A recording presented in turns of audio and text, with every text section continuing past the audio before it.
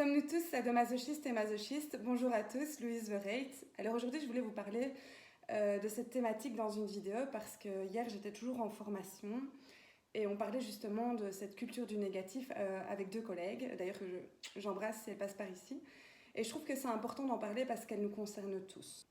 Qu'est-ce que j'entends par la culture du négatif? C'est la culture que j'appellerais aussi la culture TripAdvisor, où l'homme, quand il va être amené à évaluer quelque chose, va plus se centrer sur les points négatifs que sur les points positifs. Pour revenir sur ce cas TripAdvisor, qui peut être douloureux pour certains restaurateurs ou certains entrepreneurs, c'est que cette critique négative, en plus d'être majoritaire parce que l'homme va plus critiquer que souligner les points positifs, l'être humain a tendance à donner beaucoup plus d'importance aux critiques négatives qu'aux critiques positives. Cette culture du négatif, elle est très bien illustrée dans un livre que j'aime beaucoup, qui a été écrit par Yann Grunberg, j'espère que je le prononce bien, dans le manuel du parfait petit masochiste. Donc en fait, c'est un livre humoristique et de psychologie inversée qui vous apprend à comment vous pourrir la vie et pourrir la vie des autres. Et en fin de compte, on se rend compte qu'on est très proche de ce mode de fonctionnement. Un exemple de notre quotidien que je pense vous avez tous vécu, c'est lorsqu'on arrive dans un groupe d'amis et qu'on va nous faire un compliment sur un vêtement, par exemple. On va rejeter ce compliment en disant quoi, cette vieille chose là ou quoi, ma coiffure, oh, moi je trouve qu'elle a fait beaucoup trop court. Donc en fait, on va tout le temps rejeter le positif et amener du négatif. Alors pourquoi j'ai mêlé les mots sadomasochisme et masochisme? C'est parce que plus on est critique envers nous-mêmes, plus on sera critique envers les autres. C'est-à-dire que nous-mêmes, par conditionnement, on ne s'autorise pas certaines choses, on ne s'autorise pas à se trouver beau quelquefois, à être fier de ses réussites, à être fier de ses compétences, à être fier d'un résultat. Et donc du coup, quand on voit chez l'autre qui se permet tout ça, ça va être très dérangeant pour notre ego. C'est comment est-ce que toi tu peux te le permettre alors que moi je ne me le permets pas. Tout ce cercle vicieux va amener les gens à se tirer vers le bas plutôt que se tirer vers le haut. La comparaison sociale est aussi quelque chose qui est fort utilisé par l'homme pour se dévaloriser. Par exemple, en se comparant systématiquement au canon de beauté actuel.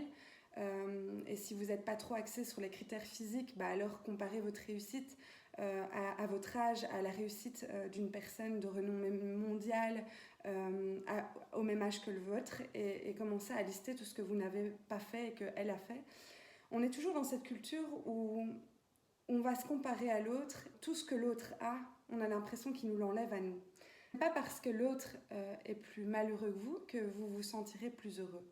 Certains parleront d'humilité, je pense que l'humilité est importante, mais on se cache beaucoup derrière cette humilité, et l'humilité ne veut pas dire l'autodestruction.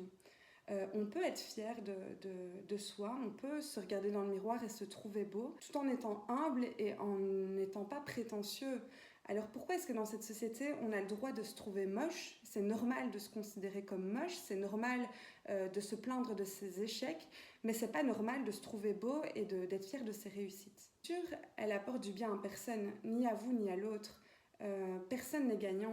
Ce négatif, il se retrouve aussi lorsque, par exemple, on part de chez nous et qu'on va s'imaginer tous les scénarios catastrophes qui pourraient arriver dans notre maison en notre absence et qui vont polluer notre esprit pendant une bonne vingtaine de minutes sur le trajet vers notre travail.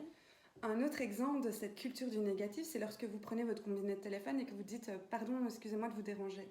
Alors certains vous me parleront de formule de politesse. Oui, c'est une formule de politesse, mais une formule de politesse qui est basée sur notre société, encore du négatif, sur le présupposé qu'on dérange d'office l'autre, sur cette manière de toujours se mettre sous terre et d'accorder très peu de valeur à qui nous sommes. Cette technique, elle est très utilisée en contre-exemple de la com, parce qu'en prenant votre combiné de téléphone et en vous excusant déjà de déranger l'autre, vous induisez chez l'autre une image d'une très faible estime de vous-même. Que les gens prennent conscience, c'est que le positif amène le positif et qu'en fin de compte, dans cette dynamique, tout le monde est perdant. Vous avez le droit de vous regarder le matin et de vous trouver beau. Vous avez le droit d'être fier de vos succès, de vos réussites, de votre vie professionnelle. Vous pouvez être fier de gagner beaucoup d'argent. Vous pouvez être fier d'avoir une belle voiture. Vous pouvez être fier de partir dans des beaux endroits. On n'est pas toujours obligé de s'auto-mutiler et d'être les plus grands juges envers nous-mêmes et envers les autres. parce qu'en fin de compte, il n'y a rien de constructif là-dedans. Alors apprenez à accepter le compliment, lorsqu'on vous fait un compliment, à simplement répondre merci, à vous autoriser chaque matin à voir vos réussites plutôt que vos échecs.